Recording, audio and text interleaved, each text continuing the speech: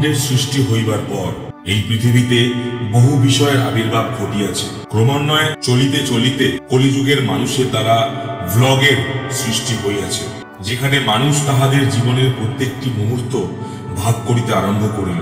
আবার কতিপয় মানুষ ইতিহাস অবগত করানোর উদ্দেশ্যে চিত্র দিনলিপি রচনা করতে আরম্ভ করিল, কিন্তু তাহাদের মধ্যে কেউ কেউ সেই ইতিহাস প্রকাশ করিবার ন্যায় যথোচিত আত্মবিশ্বাস লাভ করিতে পারেনি।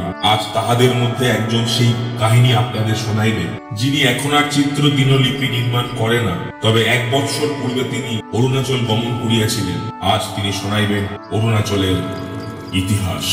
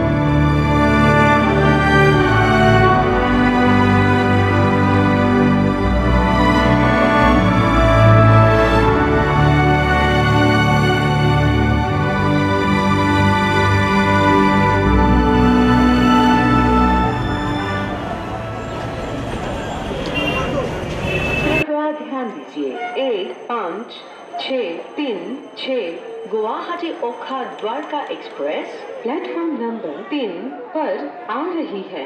धन्यवाद।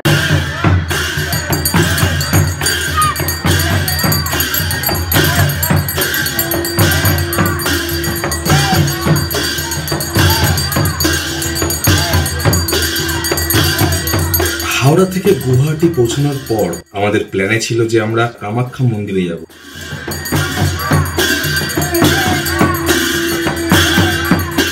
বাট আনফর্চুনেটলি পার ডে কোটা শেষ হয়ে যাওয়ায় আমরা পুজো দিতে পারিনি।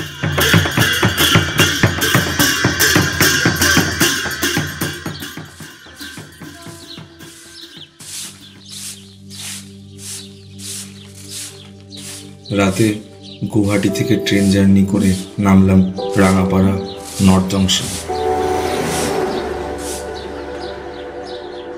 ওখানে ভোর 3:30 নাগাদ গাড়ি করে আসলাম বালিপাড়া ট্রাফিক পয়েন্ট।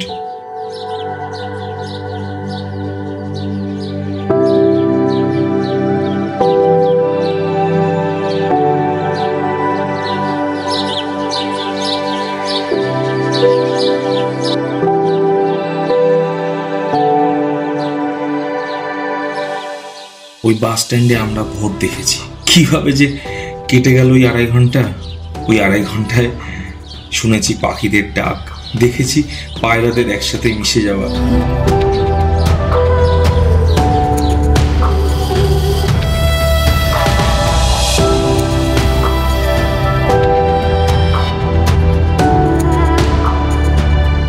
চাইলে মানুষও পারে পাখিদের সাথে মিশে যেতে, চাইলে মানুষও পারে তাদের মতো প্রকৃতিকে ভালোবাসতে।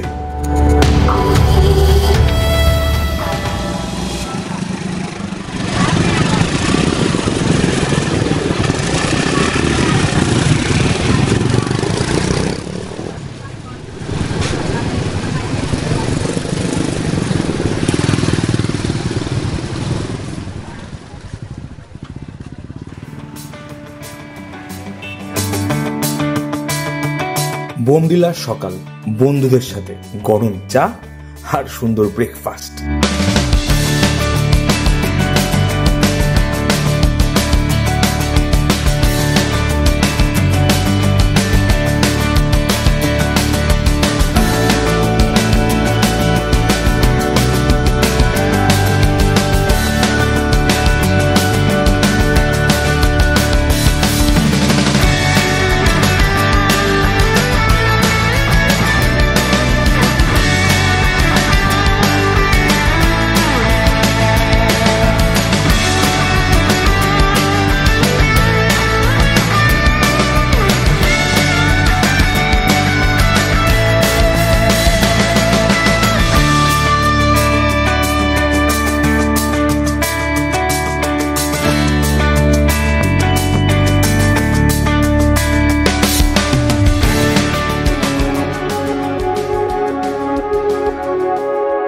দিরাঙে অসংখ্য হোমস্টে থাকলেও আমরা বেছে নিয়েছিলাম দিরাং মঠে থাকার অভিজ্ঞতা। এখানে পৌঁছেই যেন এক ভিন্ন জগতের সন্ধান মেলে, অদ্ভুত এক প্রশান্তি, অসীম ইতিবাচক শক্তি চারদিক ঘিরে থাকে।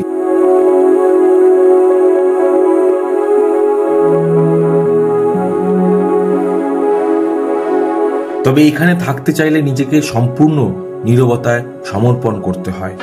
এক ফোঁটা শব্দও যেন এই শান্ত পরিবেশকে ভেঙে দিতে না পারে। নিস্তব্ধতাই এখানে সবচেয়ে বড় শিক্ষা, আর সেই নীরবতার মধ্যেই লুকিয়ে আছে এক অনন্য শান্তি।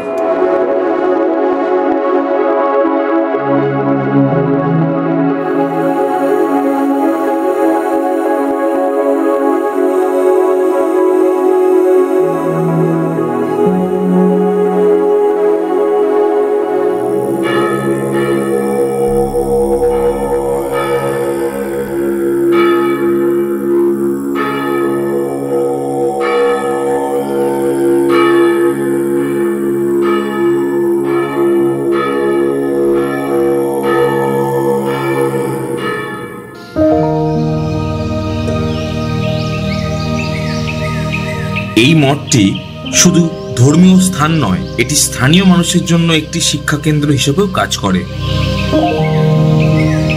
2017 সালে দালাই লামা দিরাং সফর করেন এবং এই মঠকে আশীর্বাদ দেন।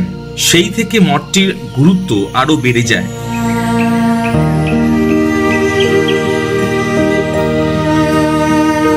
দিরাং মঠ কেবল পর্যটকদের আকর্ষণের কেন্দ্র নয়, বরং স্থানীয় মানুষের জন্য এক আধ্যাত্মিক ও সাংস্কৃতিক বাতিঘর।